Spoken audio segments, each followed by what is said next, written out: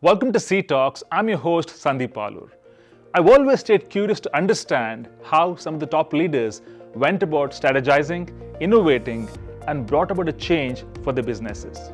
So, in this podcast series, it is my effort to unearth real stories, practical tips, and valuable lessons from top leaders.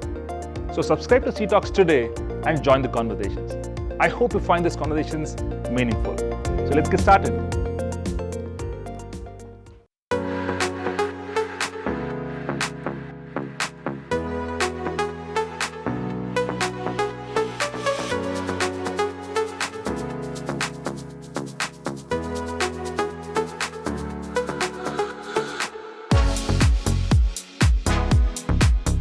Hi everyone, welcome to C Talks. I'm your host Sandeep Alur. And my guest for today is Rohini Srivathsa, Chief Technology Officer, Microsoft India and South Asia.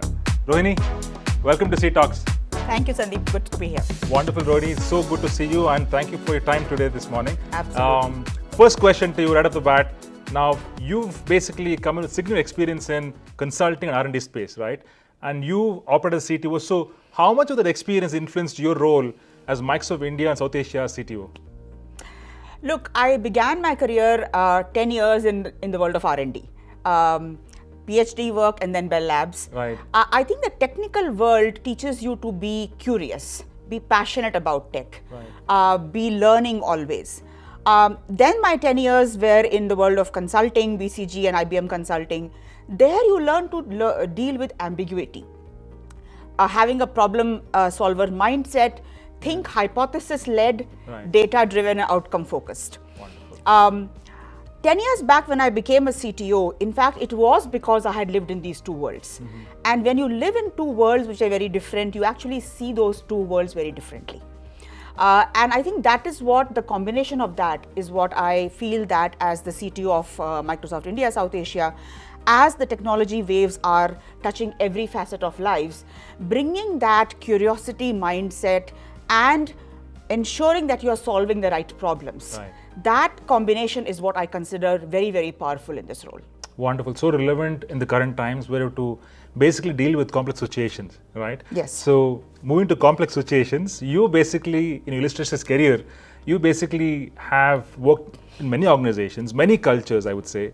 Now, any leadership lessons you want to share in terms of how do we handle transformation in complex environments? Absolutely.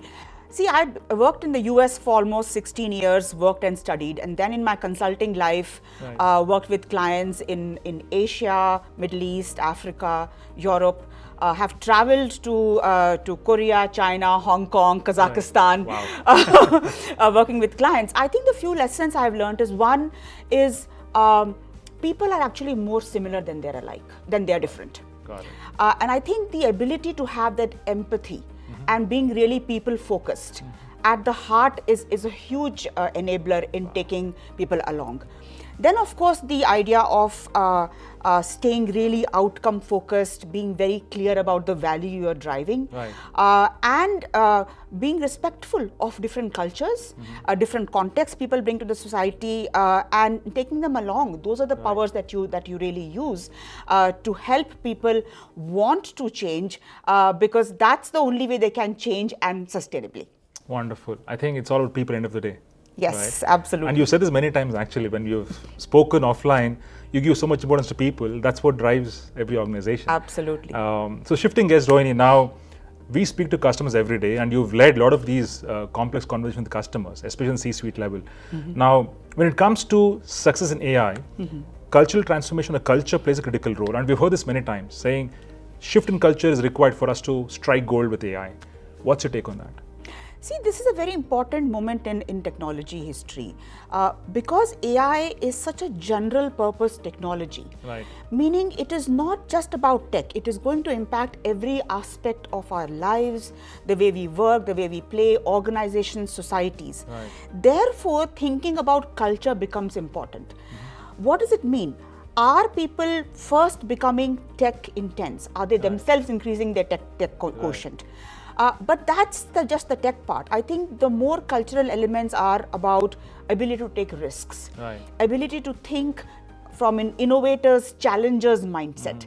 can this be done differently? Can it be done better? Is this need to be done at all? And have that challenger mindset, and be able to take some risks.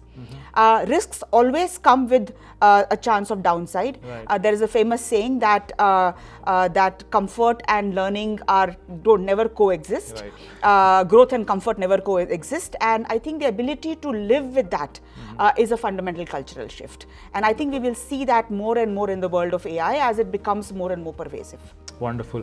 Rohini, on that note, when it comes to cultural transformation, also instilling a sense of innovation in any organization, a lot of customers are coming back to us and saying, we want to spin off a center of excellence, right? Do you think that's essential as a groundwork foundation for an organization to thrive in this modern world? Look, to me, center of excellence per se is a vehicle for becoming AI first. It's a vehicle. Now, it may or may not be the right vehicle, but it is a vehicle to consider. What are you trying to really drive? You're trying to drive an innovation culture, you're trying to drive transformation in an organization, and you're looking for a vehicle that can be that catalyst. Got it. So I think of keeping the purpose, the end in mind, that you want to become an AI first, AI transformation organization, and then say, how can a center of excellence enable that? Either through skilling, either through experimentation, either through bringing different businesses into the center of excellence and learning, how to innovate, how to create those proofs of success. That's the way I would look at it. I think it's fundamentally about making sure that you are keeping the end goal in mind, which is becoming an AI first, AI-led AI transformation organization. Wonderful, Rohini. In fact, one thing which is visible to all of us is every customer is looking at how do we create portfolio of innovations. So that becomes like a lineup of innovation they will infuse into their portfolio going forward. Right. All right. Shifting gears, Rohini. So this is probably my favorite question also. A lot of folks reach out to us saying, I want to strike big in this field of AI, right? So in your perspective, by the way, I've seen you operate a learner mindset every single day at Microsoft, right? You basically an example of how one should not stop learning. Now, for one to stay relevant in this field of AI and strike big, what is your recommendation? How should they approach this field of innovation? Also, how should they approach readiness itself? Look, I think, as you rightly said, AI is becoming more and more pervasive.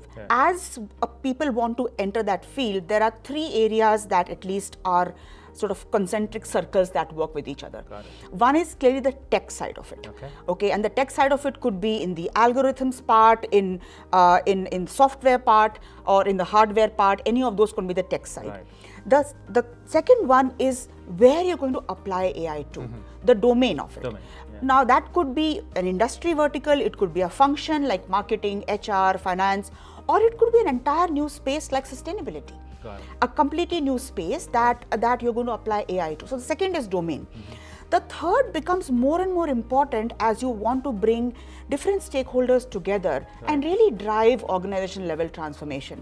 And those are soft skills of communication, of stakeholder management, of remembering that the purpose, the outcomes are what you should focus on. So it's a combination of three concentric circles, technical skills, domain skills, and the soft skills to bring it all together. Now you have to start somewhere. So depending on the stage of your career and how you are in this journey, you go in one area and go deep. And while you develop the other skills, but as you go more and more senior, you need to develop a more rounded skill set to be really effective. Wonderful. Rohini, in fact, I recall the T model. You're a generalist and a specialist both. I think time is now to invest in both areas, not just one being a specialist, but also being a generalist to an extent. It's a general purpose technology. You need to think about it from that expansive sense rather than a narrow sense. Wonderful. That's so profound. Thanks so much, Rohini. So next one, so much is happening in the world of tech, right? Every second month, we're having a new LLM or SLM emerging. What's your favorite tech that you see right now? And if you were to pick one or two, I'd love to hear your thoughts. I've been in this field for a very long time. And just like nature doesn't work in silos, there is no such thing as chemistry, biology, physics. That's our definition of trying to understand the world. In the same way, I think of tech as really having these waves that build on each other. Data, compute, algorithms, we now see AI. Now we are seeing algorithms that are bringing this whole augmented intelligence, which Got we are it. calling co-pilots. Yeah. Clearly, we are seeing sensors, actuators, IoT sensors, increasing spatial computing. So we're going to enter the world of ambient intelligence. We will start to see AI play with biotech, quantum computing. So I try not to think of them as silos. Got it. I think of them as emerging waves that build on each other. What I do get excited about are possibilities of solving problems that we could not solve earlier. Got it.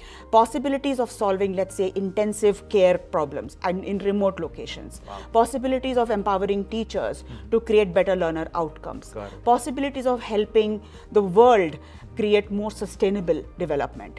Those are the things that really, excite me to say, what can tech do to solve some of these problems? Wonderful. I think every innovation you mentioned, they all come together beautifully as a puzzle. And time is now to solve some of the most profound societal problems. Yes. Awesome. Thanks, Rohini. Thanks so much for that. My final question to you, again, my personal favorite. Yes. What is a superpower? One word, Okay. resilience. Wow. I am a master at getting up after falling flat on my face. Again and again and again. And I think, one time in my BCG career, client once called me a juggernaut. And that stuck with me. I'm not sure why he said that, but I think I have this fundamental conviction that if I'm true to purpose, if I'm true to what I want to do, the universe is conspiring to enable me, to empower me. Wow. So I think my power of resilience is the one superpower that I really do think is. Wonderful, Rohini. Truly appreciate that. Thank you so much for your time today. And once again, truly appreciate every answer of yours. Very profound. And I take back resilience as a learning in terms of how you navigate a career. Thank you so much once again. Thank you, Sandeep.